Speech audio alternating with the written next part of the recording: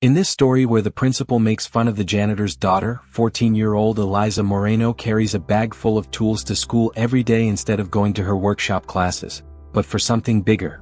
When she's mocked by classmates and shut down by a rule-obsessed principal, she doesn't fold, she builds. From her father's garage, Eliza creates a renewable energy device that stuns her school and captures national attention. But her story isn't just about a science fair win. It's about challenging bias, reclaiming power, and proving that brilliance doesn't ask for permission. If you liked the video and subscribe to the channel, let's move on to our story. Enjoy watching. The hum of fluorescent lights buzzed overhead, drowning in the cacophony of lockers slamming and students chattering in Jefferson High's dull gray corridors. The school smelled faintly of floor wax and cafeteria chili, an odd combo that seemed permanently embedded in the building's DNA. In the middle of it all walked 14-year-old Eliza Moreno, a wiry girl with frizzy hair tied in a ponytail, grease stains on her hoodie, and a canvas bag weighed down by metal clinks and rattles.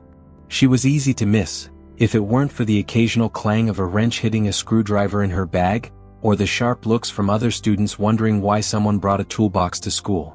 Eliza the fixer, someone muttered from behind. What's she fixing today, her grades? Snickers followed. Eliza didn't flinch. She just kept walking. She was used to it. Her father, Marco Moreno, had been the school's janitor for nearly a decade. He was a kind man, always whistling as he cleaned up spilled juice boxes and scribbled graffiti. But to the students and worse to some of the staff, the word janitor somehow turned them blind to his character and deaf to his brilliance. None more so than Principal Vernon Trask. A former military man turned educator, Trask was tall, broad, and permanently frowning. He kept Jefferson High in tight formation, referring to students as units and teachers as sub-commanders. Trask saw excellence through test scores, uniforms, and compliance, and Eliza Moreno, with her toolbox and smudged sleeves, was a glaring crack in his polished system. "Eliza," a voice called. It was Jasmine Price, class president, debate champion, and daughter of the school board chair. She was all shiny curls and curated smiles. Eliza turned warily. Jasmine offered a wave that tried to look friendly but didn't quite land. "You, drop this." She held up a metal bolt, the kind Eliza often used in her home garage. "Oh, thanks." Eliza reached for it. Jasmine pinched it between two manicured fingers, arm half extended like she was handing over a wet sock. "You know," Jasmine added, "there's a thing called Amazon. You can, buy a robot kit instead of lugging around scrap metal." "It's not scrap," Eliza muttered. "It's part of a solar gyroscope." Jasmine blinked. "Hey, what?" "Never mind." Eliza took the bolt and walked away. In the teacher's lounge, Principal Trask sipped bitter black coffee and scrolled through school performance reports on his tablet. Every number was a metric, every student a variable in his controlled experiment for academic dominance. He looked up as Mrs. Langford, the physics teacher, walked in. "Morning," she said, heading for the coffee pot. "Morning," Trask replied. "You still teaching the engineering unit this term?" "Yup. Kicking off next week with the science project requirement." "Keep the standards high," Trask said. "We can't have another year of papier-mâché volcanoes." Mrs. Langford smiled. "Actually, I'm encouraging real-world application this time. Anything mechanical, experimental, renewable. Let the kids stretch." "Stretch, sure. Just not break." He paused, then added, "And maybe remind your students this isn't trade school. I saw Moreno's kid dragging in half a toolbox this morning." Mrs. Langford raised an eyebrow. "Eliza? She's one of the brightest tinkerers I've seen. Reminds me of my college robotics team." "She reminds me of a liability. That bag of tools could violate district safety protocols. She's got more initiative than most kids twice her age." Trask made a dismissive noise. "Initiative isn't on the curriculum." That afternoon, Eliza sat in her usual spot during lunch, under the back staircase near the maintenance closet. She unwrapped a sandwich her dad made, peanut butter and banana on toast, and pulled out her sketchbook. Pages were filled with machine diagrams, annotated blueprints, and clippings of articles on renewable energy and homemade turbines. Her fingers traced the outline of her latest idea, a kinetic energy converter for classroom use, designed from repurposed parts. Marco Moreno peeked around the corner, mop in hand. "You hiding again, Mija?" he asked, grinning. Not hiding. Avoiding. You still bringing that bag to school? It's part of the plan. I'm gonna build something amazing. For the science project. Marco crouched down, resting his mop against the wall. You've already built amazing things. Eliza smiled but didn't look up. Not the kind people clap for. He reached over and flicked a crumb off her cheek. Well, then build one so shiny, even the principal's mustache will twitch in awe. She snorted. You mean that caterpillar on his lip? Marco laughed. Just don't let anyone tell you your worth, huh? They don't know what they're looking at. Across campus, in an air-conditioned office framed with military awards and laminated school accolades, Principal Trask typed an internal email. To staff. From Principal Vernon Trask. Subject: Student Conduct and Safety.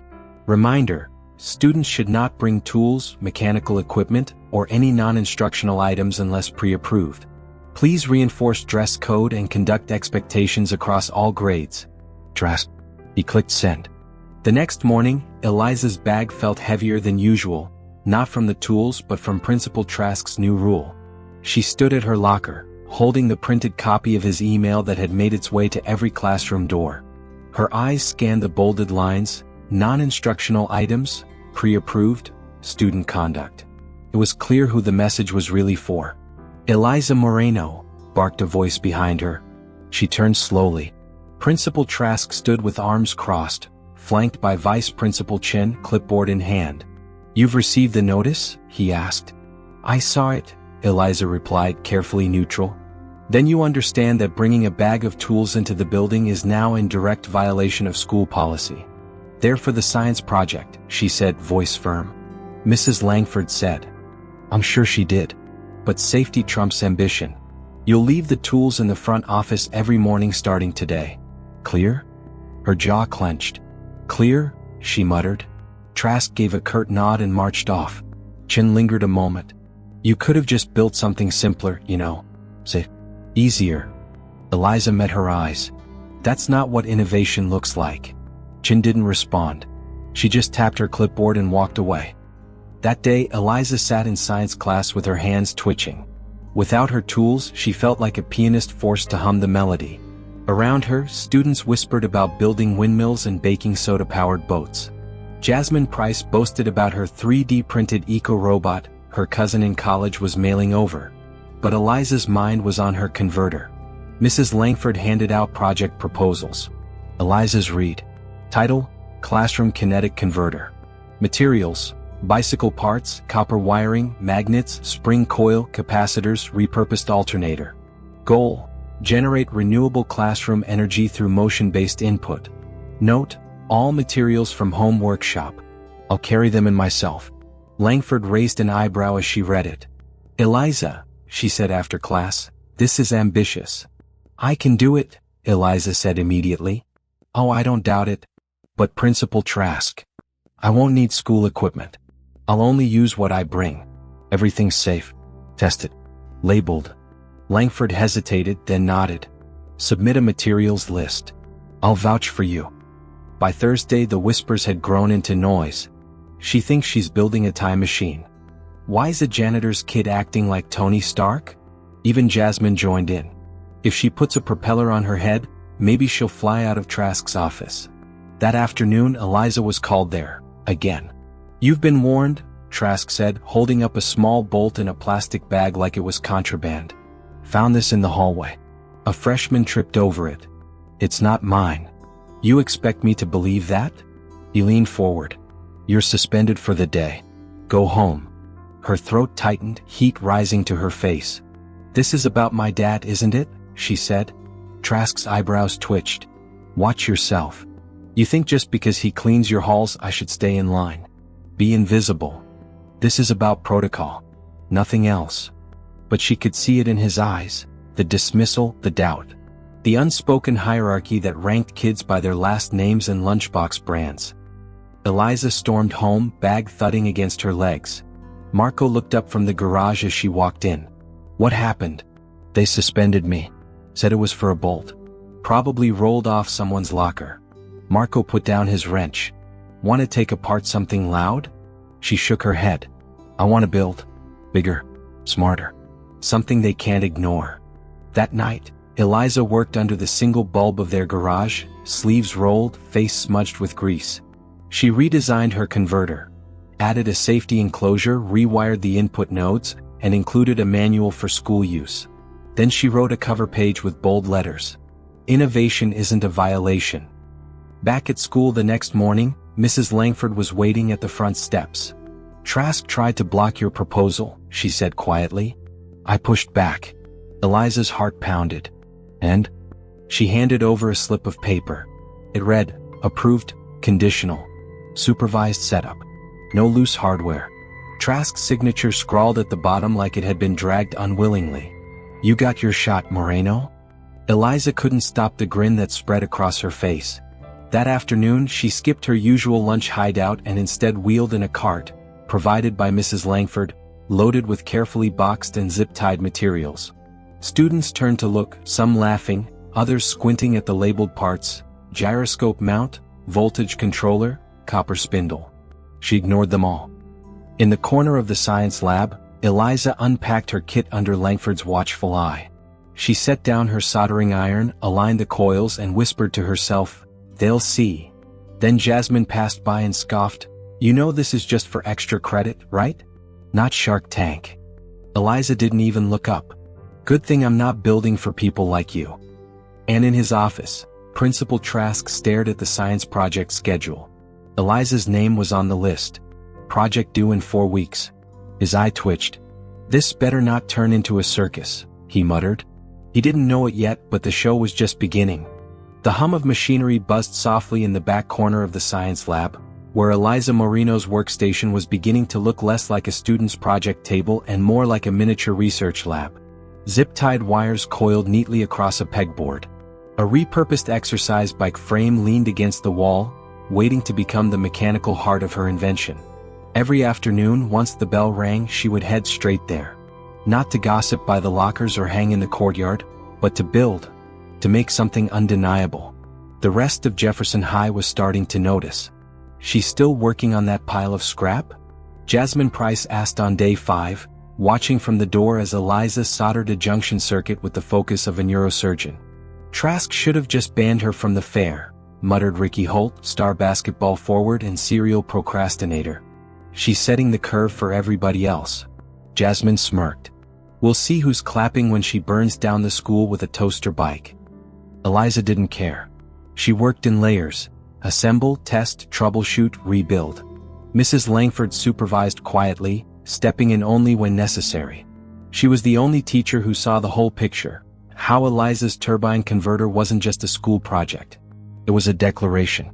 Your voltage readings are fluctuating, Langford said one afternoon, leaning over. I know, Eliza muttered. The alternator's recycled from an old scooter. I need to stabilize the output flow before I test the classroom lighting rig. Langford smiled. You're weeks ahead of schedule. Yeah. Because I know they'll try to shut me down before I get there. Langford's face tightened, but she didn't argue. Meanwhile, Principal Trask was on edge. Every morning, his inbox buzzed with emails from curious parents. Is it true a student is building something electrical? What are the safety protocols? I heard there's a turbine in the science wing. Should my son be wearing a helmet? He stormed into the staff meeting Monday morning with the printouts in hand. This is spiraling, he snapped, waving the stack. This is why we have rules. Order. Limits. Mrs. Langford looked up calmly. So you'd rather have 10 volcanoes and a baking soda rocket? At least those don't get media attention, Trask hissed. Media? Coach Donnelly blinked. Trask paused, lips twitching. Local paper called. They heard a janitor's daughter is challenging the system with a school invention. He said it like a bad diagnosis. Oh, said Miss Chin slowly. So, you're afraid she might succeed? Trask glared at her. I'm afraid of lawsuits. Later that week, Eliza got called to the office again.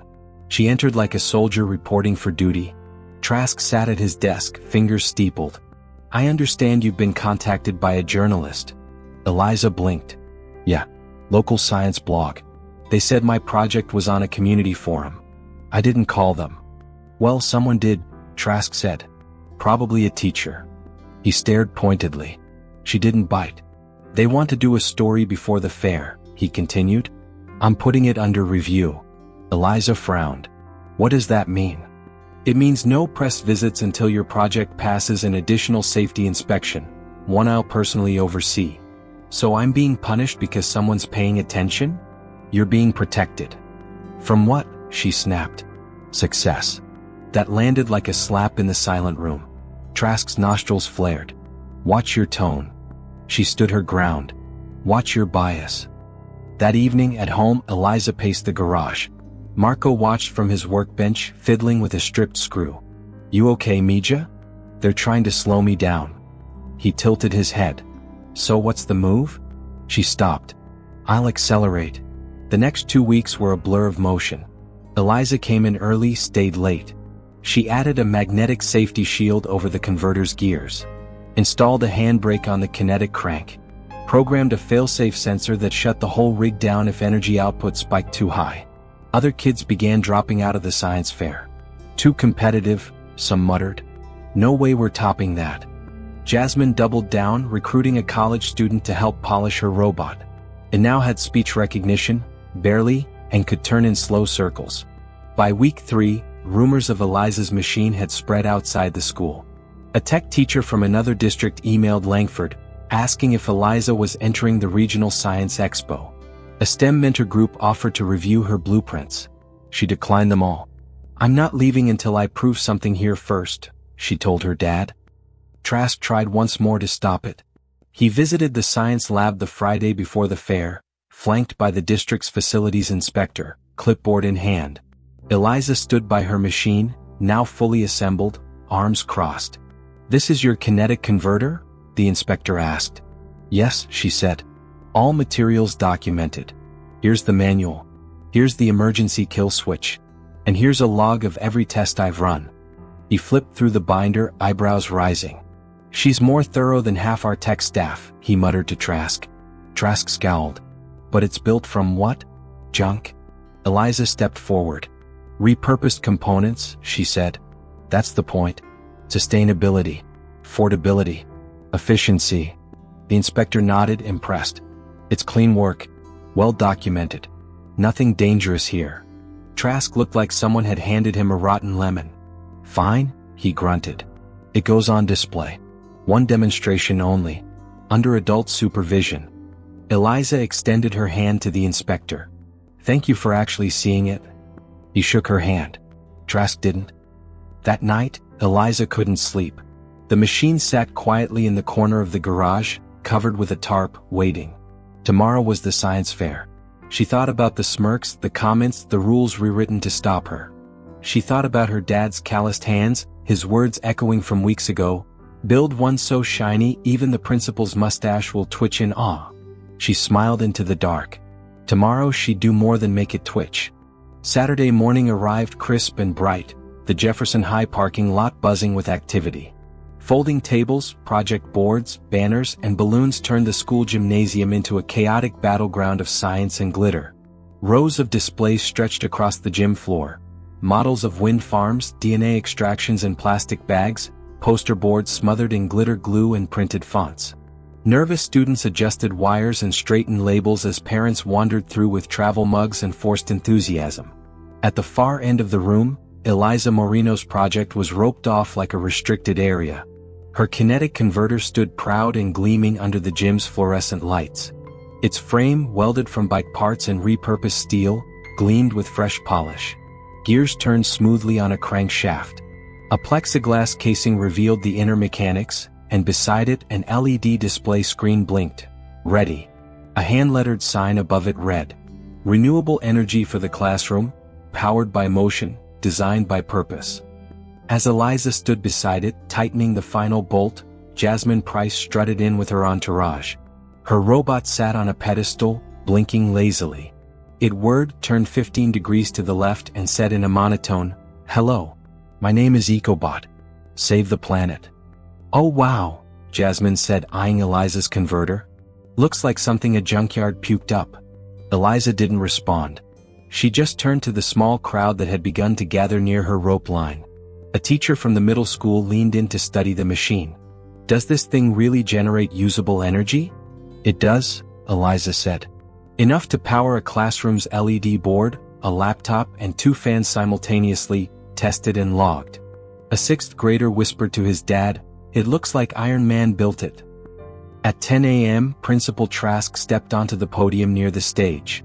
"Welcome, parents, students, and guests to Jefferson High's annual Science and Engineering Fair," he said, voice amplified through the squealing speaker system. "Let's remember, today is not about competition. It's about showcasing curiosity, discipline, and structure." He paused just long enough to glance in Eliza's direction. "Projects will be reviewed by our panel and scored accordingly. Demonstrations must be supervised and will occur at your assigned time slots. Safety as always comes first." Eliza rolled her eyes. Marco, standing in the crowd with his mop bucket pushed off to the side, gave her a thumbs up. 11:15 a.m., demonstration time. Mrs. Langford stood beside Eliza as the crowd circled in. Even Vice Principal Chen had shown up, sipping from a metal tumbler and trying not to look impressed. Jasmine watched from 2 tables away, arms crossed. Trask stood in the back, jaw tight. "Whenever you're ready," Langford said. Eliza stepped forward, placed one hand on the crank handle, and addressed the crowd. "This machine is powered by kinetic energy, motion turned into electricity. The crank here simulates physical input like pedaling. Inside, a system of gears drives a generator which feeds power into the capacitor array. Watch the monitor." She turned the crank. The gears spun smoothly. The capacitor gauge ticked up. 10%, 25%, 40%. A soft click sounded as the converter reached its operational threshold. The LED board behind her lit up. Her name appeared in bright green letters, followed by a looping banner. "This energy was created by you." The crowd gasped. Then the desk fan beside the machine whirred to life. A small speaker played pre-recorded audio of Eliza saying, "Thank you for generating clean energy." The room burst into applause. Jasmine's robot blinked and repeated, "Hello. My name is EcoBot." After the crowd dispersed, reporters from the local blog and a small TV station swooped in. "Eliza, can we get a few words? What inspired this? Is it true your father helped design it?" Marco chuckled from the sidelines, waving his hands as if to deflect attention. No. She left me behind 3 blueprints ago." Eliza stood tall beside her machine. "I wanted to prove that good ideas don't have a price tag," she said. "You don't need fancy kits or expensive labs. You need passion, persistence, and maybe a little stubbornness." She didn't say his name, but Trask heard the jab loud and clear. Later that afternoon, judges began their rounds. Eliza kept her distance, watching as they huddled, whispered, examined, and jotted notes. Trask walked with them briefly but didn't linger long near her machine. He glanced once at Marco, who tipped an imaginary hat in his direction. By 2 p.m., the gym was packed for the award ceremony. Principal Trask stepped up to the mic again, face unreadable. "In 3rd place," he began, "for an excellent experiment on soil acidification and plant growth, Miles Bennett." Polite applause. "In 2nd place, for a creative presentation of environmental robotics, Jasmine Price." Scattered claps. Jasmine blinked like she hadn't rehearsed losing. "And in 1st place," Trask paused. His jaw worked side to side. "For a demonstration of real-world engineering, renewable energy use, and innovation under constraint, Eliza Moreno." The gym exploded in cheers. Langford clapped with both hands high in the air. Marco grinned, one hand over his heart. Eliza stepped up, heart pounding. She took the medal from the assistant principal and turned to the crowd, but not before locking eyes with Trask. He gave a tight nod. No smile. No speech. But behind his back, Marco muttered with a smirk, mustache, officially, twitched. Outside the gym, reporters cornered Eliza and Marco. "What's next for you two? We heard there's a university research group interested. Will you be patenting it?" Eliza hesitated, then turned to her father. "I don't know yet, but I'm not stopping." Marco nodded. "Good answer."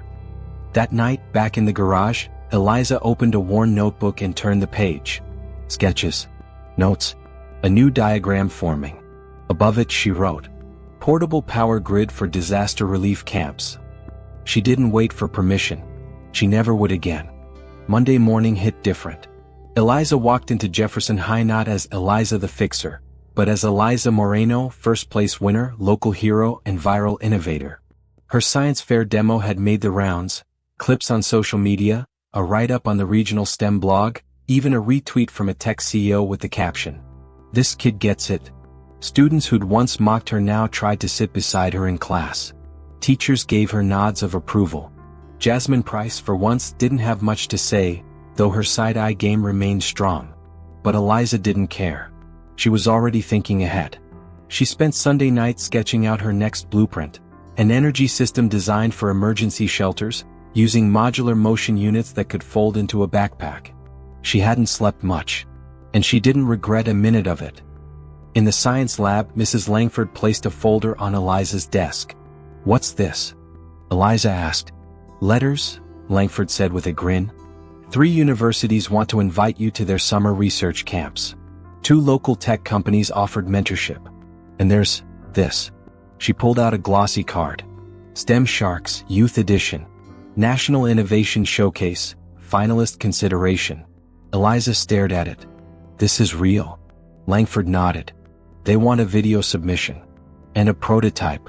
In 2 weeks." Eliza swallowed. "That's fast. You're fast." Meanwhile, in the front office, Principal Trask sat with Superintendent Halverson on speakerphone. "I read the article," Halverson said. "Quite the headline, Janitor's Daughter Powers Up a School. Impressive." Trask grunted. "She's making this school look good, Vernon. Maybe time to start thinking of a feature piece? Press opportunity?" Trask's face stiffened. "I'd prefer to avoid overexposure." "Oh, come on," Halverson chuckled. "You're sitting on a PR gold mine." When the call ended, Trask stared out the window, fuming. He didn't like chaos. Didn't like narratives he couldn't control. And lately, Eliza Moreno had been rewriting the whole script. That afternoon, while Eliza was in the science lab assembling a new crank housing, a visitor walked in. Sleek suit, flashy watch, perfectly polished shoes. "Eliza Moreno?" he asked, flashing a card. "Name's Chase Whitmore. Tech consultant. I represent a startup accelerator in Palo Alto." Eliza stood up, instantly guarded. "How did you find me?" "The internet's a magical place," he said with a smirk. "Your kinetic converter's getting buzz. One of our scouts saw your demo. Big potential." Langford approached. "Is this authorized?" "Oh, I called ahead," he said smoothly. Principal Trask cleared it. Eliza's stomach dropped. Chase leaned closer, lowering his voice. "We're interested in your idea. Very interested. Our firm funds teen innovators, gives them labs, engineers, funding. We take care of the logistics and you keep building. Ever heard of equity partnerships?" Eliza raised an eyebrow. "You mean you take a cut?" "Only if you succeed," he said. "Which, let's be honest, you will." She crossed her arms. "I'm not selling anything yet." Chase's smile didn't falter. "Just think about it. But don't wait too long. Tech moves fast." He handed her a folder and left without another word. Langford muttered under her breath, "Sharks, all right." Later that evening, Eliza sat at the kitchen table with the folder spread out. Marco dried dishes nearby, whistling softly. "You okay, Mija?" "I got offered money today," she said. "Real money. Equity deals. Startups." Marco stopped whistling. And I don't know what they're really offering. Or what they'd take in return." Marco pulled out a chair and sat down across from her. "Let me tell you something I learned with a mop in one hand and a busted floor buffer in the other," he said. "People in nice suits rarely offer something for free. Especially when you already built something they didn't think you could." Eliza nodded slowly. "Then I'll wait," she said. "Until I know what it's worth. To me." The next day, Principal Trask called her into his office. He was wearing a Jefferson High hoodie as if trying to seem casual. It didn't work. "Eliza," he began, gesturing to a chair. "I heard about the offers. Impressive. Truly." She didn't sit. "I'd like to propose something," he said. "The district wants to start a new STEM initiative. I'd like you to be the face of it. Your project would be the pilot. We'd do a press release, a small media campaign. You'd speak at board meetings. You could even name the program." She blinked. "Why?" Because, he said with a smile that didn't reach his eyes, you're part of this school. And it's time we celebrated our successes properly. And I just give you, what? My design? My time? You'd still own your work, of course, he said quickly. We just want to support it. In a controlled environment. Eliza tilted her head. You mocked me for carrying tools. You suspended me for a bolt on the floor. Now you want a photo op. Trask's jaw tightened. Let's not make this personal. It is personal. She turned to leave, then paused. By the way, she added, I already named the program. It's called Not Yours. That night, Eliza emailed the STEM Sharks team her submission video. In it, she stood next to her machine and said, My name is Eliza Moreno. I'm 14. My dad's a janitor and I build machines from what people throw away. I don't want to sell anything yet. I'm still learning what it's worth. But I know it's not just about the invention, it's about who gets to invent. Then she uploaded her schematics, zipped her files and clicked send. Across town, Chase Whitmore watched the video on his tablet. He chuckled, shook his head and tapped a contact. Get me a meeting with Moreno, he said. Before she becomes the next poster girl for some public school redemption story. We need her on our side. Back at Jefferson High, Eliza returned to the garage, hands already reaching for her tools. She had 2 weeks until the national showcase. She didn't need their money. She didn't need their approval. She just needed to build. Eliza Moreno sat alone in her garage, the whirring of her upgraded converter breaking the silence. The kinetic unit was sleeker now, its new modular base designed for portability.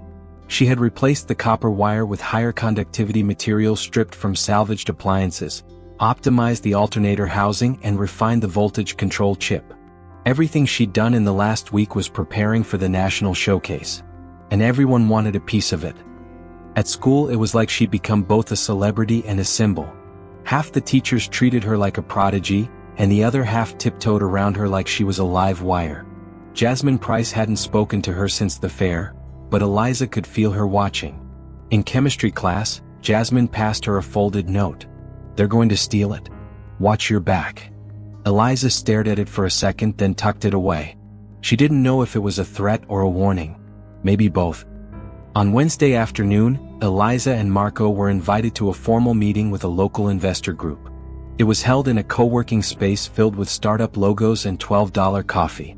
They sat at a long glass table across from 4 adults in business casual. A man with gelled hair and a neon tie, Trey Daniels, led the pitch. Eliza, he said with a grin, we love your project. And we think it can scale. We're offering you seed capital, $25,000 upfront, workspace access and a full development team. In exchange, we'd ask for a modest equity share, 30%, just to cover legal and R&D. Marco coughed into his elbow. 30%? Daniels waved a hand. You'd still be the majority owner. Eliza shook her head. I'm 14. Even better, he said. It's a great story. Girl genius. Underdog. We'd pitch it to education foundations, maybe even tech conferences. You could speak at TEDx. Eliza stared. Can I keep the name? The product name? Sure. Although we'd probably recommend something trendier for the app integration. Marco nudged her gently. She stood up. Thank you, she said. But I'm not interested. Daniels blinked. Wait, what? I'm not building a pitch deck. I'm building something that matters. She left without another word. Outside, Marco let out a long breath. They almost had me with the coffee machine, he said. Eliza cracked a smile. Yeah, but it wasn't even real espresso. The next day at school things got weird. Trask made a surprise announcement over the PA system. Students and staff, effective immediately, all extracurricular science activity involving mechanical devices must be paused pending updated district approval. This includes projects intended for external competitions. The halls buzzed with confusion. Eliza froze mid-step. Langford found her 5 minutes later in the lab. He's trying to block your national showcase entry, she said, furious. He can't cancel a private submission, but he can ban the school's endorsement. So what do I do? Eliza asked. Enter as an independent. Use your home address. You can't stop that. But you won't get district funding or travel support. Eliza nodded slowly. Then I'll figure it out. That night, a package arrived at the Moreno home. It was from STEM Sharks. Inside, a welcome kit, a finalist badge, and a letter of invitation to the showcase in Chicago.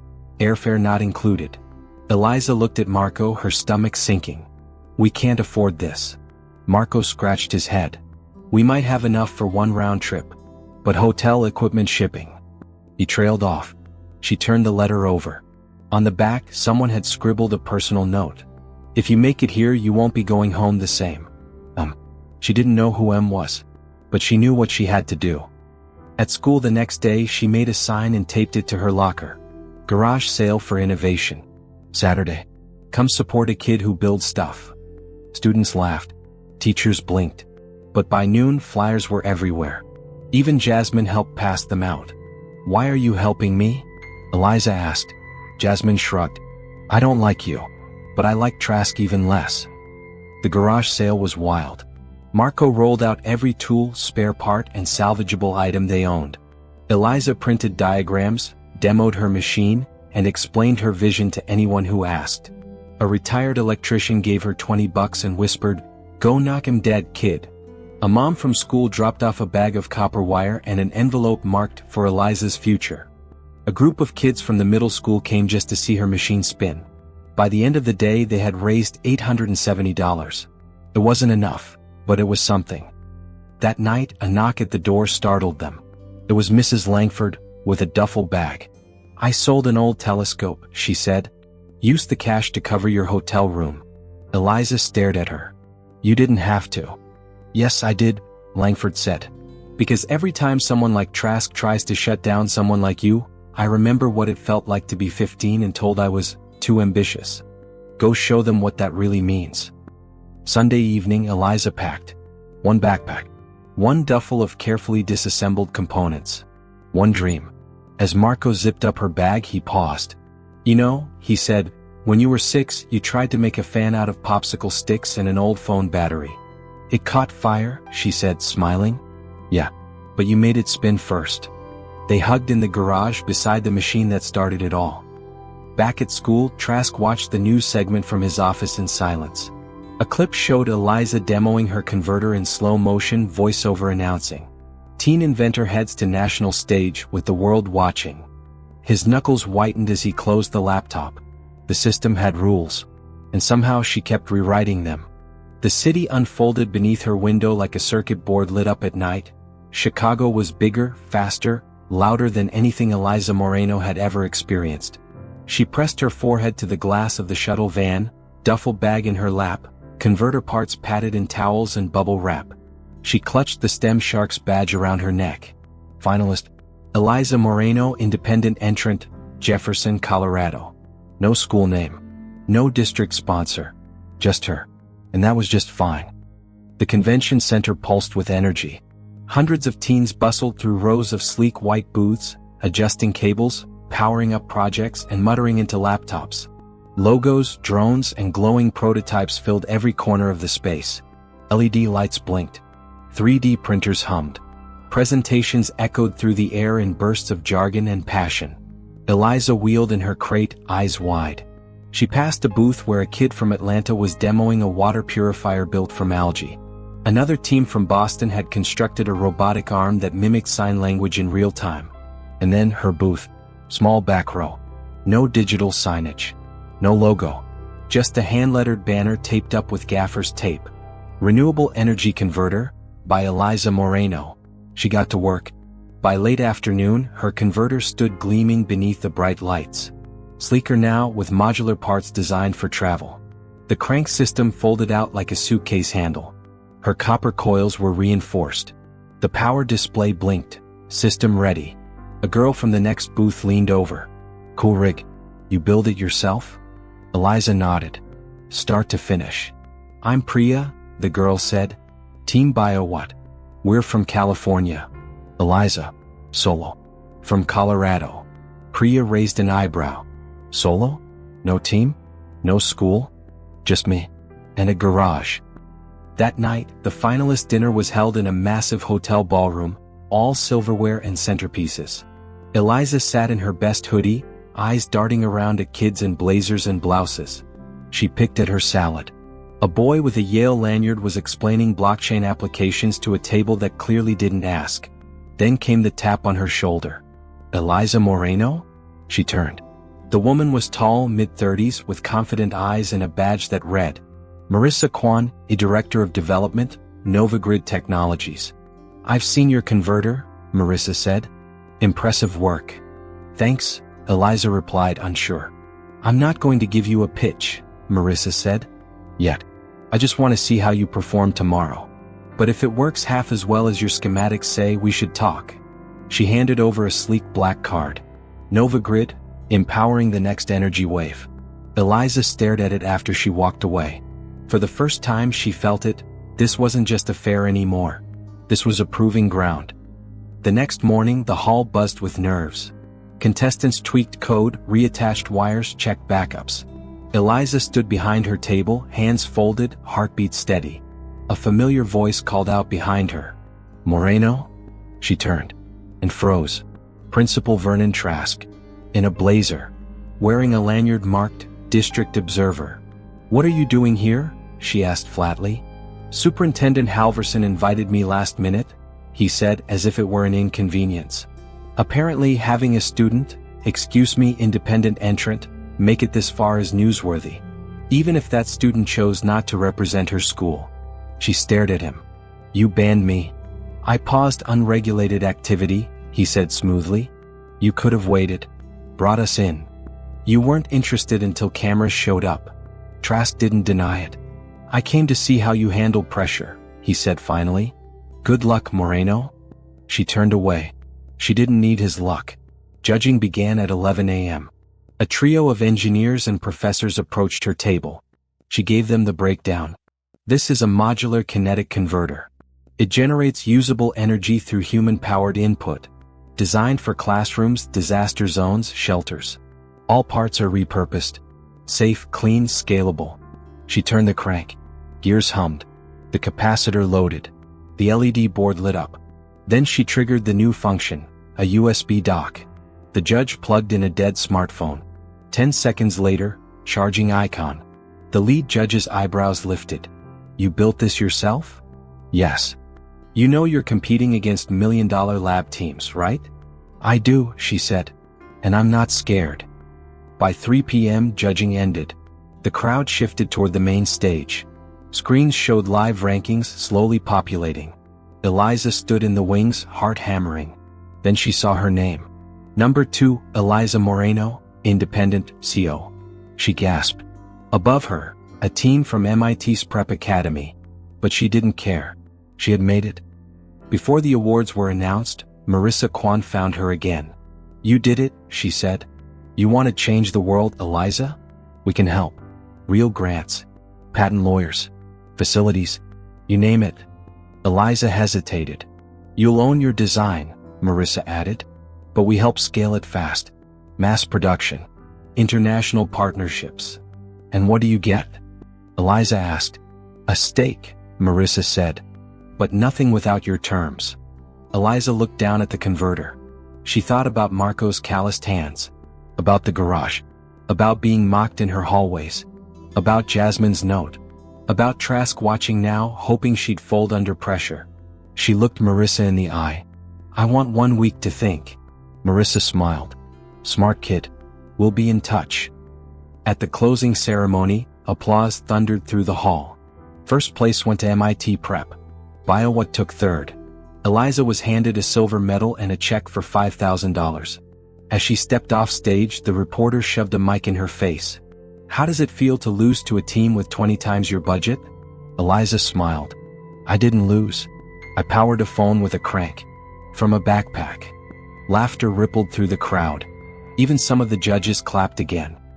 Back in Colorado, Principal Trask sat in his office rewatching the clip. His phone buzzed. Superintendent Halverson, let's talk about that STEM program. Got some state interest now. Might want your janitor's daughter to headline it. Trask didn't respond. Outside his window, students passed by. One of them clutched a copy of Tech Next Weekly, where Eliza's photo filled the cover. The girl who cranked her way to the future. He closed the blinds. Eliza flew home that night, converter packed safely under the seat. Marco met her at the airport holding a giant "You did it" sign with crooked letters. "You brought it back?" he asked, pointing to the bag.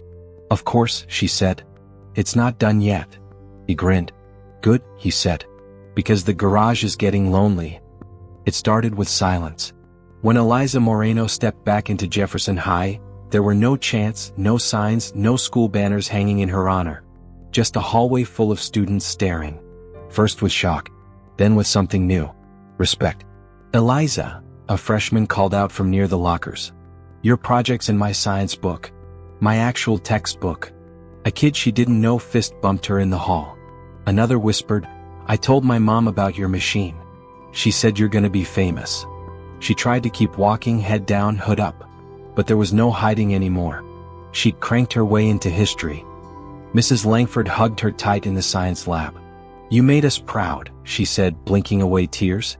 "And you did it without anyone holding the door open." "Except you," Eliza said. Langford smiled. "I just showed you where the hinges were. You kicked it down yourself." The next morning, Principal Trask called a school assembly. Eliza didn't want to go, but Langford convinced her. Inside the gym, folding chairs faced the stage. A banner read, "Innovation starts here." Trask took the mic. "Today we celebrate one of our own, Eliza Moreno, for her exceptional achievement at the National STEM Showcase." Applause. Thin, polite, and more for show than soul. "She demonstrated creativity, skill, and the spirit of Jefferson High," Trask continued. "And starting next term, we'll launch the Moreno Engineering Initiative, a new STEM pathway inspired by her work." More applause. Then Trask turned to her. "Eliza, would you like to say a few words?" She hesitated, then stood. The gym quieted. She took the mic, heartbeat loud in her ears. "I'm grateful," she began. "But I didn't do this because of this school. I did it despite it." Gasp. Trask stiffened. "I carried a toolbox for weeks and got mocked, suspended, blocked. If it weren't for a few people, my dad, Mrs. Langford, I wouldn't be here." She looked directly at Trask. "So if you want to use my name, you better mean it. Because real innovation isn't about banners or buzzwords. It's about believing in someone before the cameras show up." She handed the mic back and walked off the stage. This time the applause came like a wave, slow at first, then roaring. Later, as she sat under the back staircase, the spot she used to hide in, Jasmine Price approached. She handed over a folded note. "What's this?" Eliza asked. "My application," Jasmine said, "to your program. If it's actually yours." Eliza raised an eyebrow.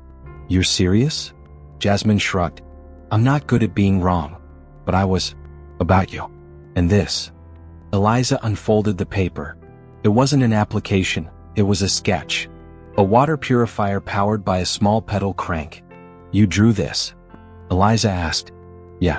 I figured, maybe we build something together." Eliza smiled. "Garage is open after 4. That afternoon, Eliza and Marco stood in the garage, looking over her converter one last time. "So," Marco said, "you hear back from Nova Grid yet?" "Yeah. They made a second offer. Double the grant, keep all the rights." "And?" "I turned it down." Marco blinked. "Wait, what?" "I've got something better," she said. She pulled out a flyer. "Makers Without Borders, Youth Division. Energy Access Program, Student Founders Welcome. They help teens build open-source tech for underserved areas," she said. "Not for profit. Not for headlines. Just for good." Marco beamed. "So," he said, "no $1 million deals?" "Not yet," she grinned. "But I get to keep building. On my terms." Weeks later, the first prototype of Eliza's new converter, version 2.0, was shipped to a relief shelter in New Mexico. It powered fans, lights, phones, a laptop that helped a young girl apply for college. Eliza never met her, but she got an email. "Thank you for giving us light. My little brother called it magic. I told him your name." Back at Jefferson, things were changing. The Moreno Engineering Initiative became a real program, funded by donations, parent volunteers, and a quiet check written anonymously by someone who used to wear a perfectly starched blazer. Students filled the lab every afternoon. Jasmine's purifier got built. Ricky Holt designed a solar backpack. Priya, her friend from Chicago, even joined weekly Zoom calls to mentor freshmen. And every day after school the garage buzzed again. Sometimes with tools. Sometimes with ideas. Always with purpose. One evening Marco stepped into the doorway. "You ready for dinner?" "In a bit," Eliza said. "Just finishing this draft." He walked over. "What's this one do?" She held up a rough blueprint. "Mobile turbines for refugee camps. Packs flat. Folds out. Cranks into power in 5 minutes." Marco whistled. "What are you gonna name it?" She thought for a moment. Then wrote it at the top in block letters. "The Undeniable." Marco nodded. "Fitting." As the sun dipped below the horizon, the two of them stood side by side, father and daughter, janitor and inventor, watching sparks fly as possibility took shape. She had been mocked, doubted, blocked. But in the end, Eliza Moreno didn't just build a machine. She built a future. And this time the whole world was listening. Thank you for listening. Don't forget to subscribe to the channel and like the video.